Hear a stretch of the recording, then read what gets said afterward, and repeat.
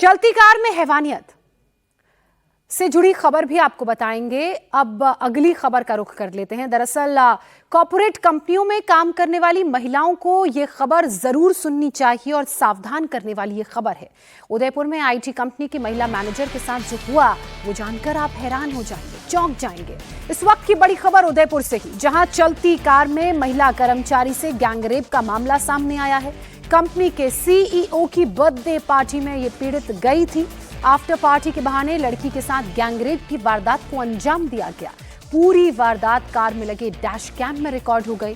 Company के CEO को police ने फिलहाल गिरफ्तार कर लिया है। साथ ही कंपनी की एग्जीक्यूटिव हेड और उसके पति को भी अरेस्ट कर लिया गया है। वारदात के वक्त एग्जीक्यूटिव हेड शिल्पा भी कार में मौजूद थी। सीईओ जितेश सिसोदिया और शिल्पी के पति गौरव सिरोही ने लड़की का गैंगरेप किया।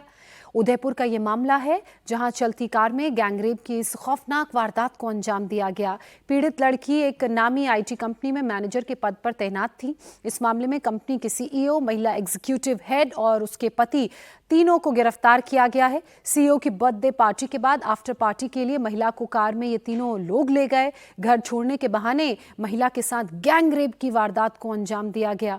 सबसे ध्यान देने वाली बात यह है कि कार के अंदर लगे डैश कैम में ये पूरा कृत्य रिकॉर्ड हो गया।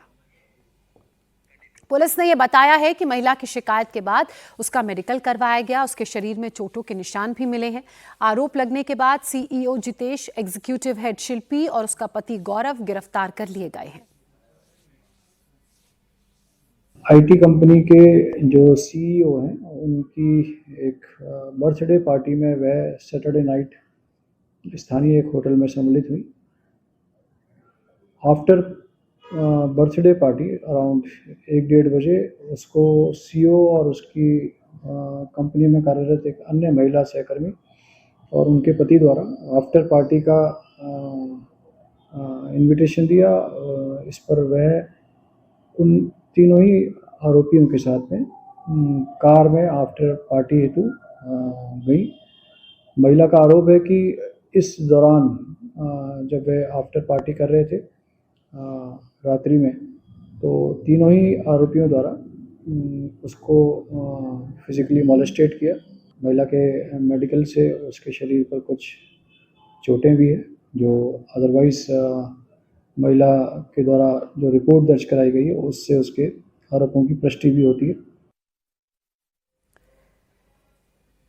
पीड़ित महिला मैनेजर अपनी कंपनी के सीईओ की बर्थडे पार्टी में गई थी। वहां खूब शराब का दौर चला, उसे नशा ज्यादा हो गया था। रात के 1:30 बज रहे थे, सारे मेहमान जा चुके थे। तभी एग्जीक्यूटिव हेड शिल्पी ने उसे कार में आफ्टर पार्टी का ऑफर दिया, जहां सीईओ जितेश और शिल्पी का पति गौरव पहले से ही मौजूद थे। ये सारी वारदात कार में लगे डैश कैम में रिकॉर्ड हो गई। डैश कैम का डेटा पुलिस के लिए अहम सबूत साबित हो सकता है। उदयपुर के एसपी ने कहा है कि इस एंगल से भी मामले में जांच की जा रही है। वो एक इन्वेस्टिगेशन में कुछ तथ्य इस तरह के आए हैं कि जो पीड़ित महिला है उसकी कार के अंदर डैशबोर्ड पे कोई एक वेबकैम था। उसके अंदर कुछ अदरवाइज आरोपियों की जो वार्ताएं हैं या उसके द्वारा कही भी कुछ बातें हैं वो रिकॉर्ड हुई हैं। वो अनुसंधान का विषय, उसको हमने पत्रावली पर लिया है और इस आधार पर भी आगे इन्वेस्टिगेशन कर रहे हैं। मनीष भट्टाचार्य हमारे सहयोगी हमारे साथ लाइव जुड़ चुके हैं। मनीष, इस पूरे मामले में क्या डैश कैम को पुलिस ने अपनी कस्टडी में ले लिया है? क्या उसकी जांच हो गई है? उससे क्या पता चला है? इसके अलावा महिला का जो मेडिकल हुआ था उसमें क्या साफ हुआ है? जी हाँ, देखिए, पीड़िता के जो बयान हुए हैं 164 के, उसमें उसने बोला भी है कि वो पार्टी में गई थी और बाकायदा शराब का सेवन बहुत ज़्यादा हुआ और उसके बाद फिर उसको घर छोड़ने की बात कही गई, जिसमें वो कंपनी का सीईओ और महिला एग्जीक्यूटिव का जो हस्बैंड है ये दोनों मौजूद थे।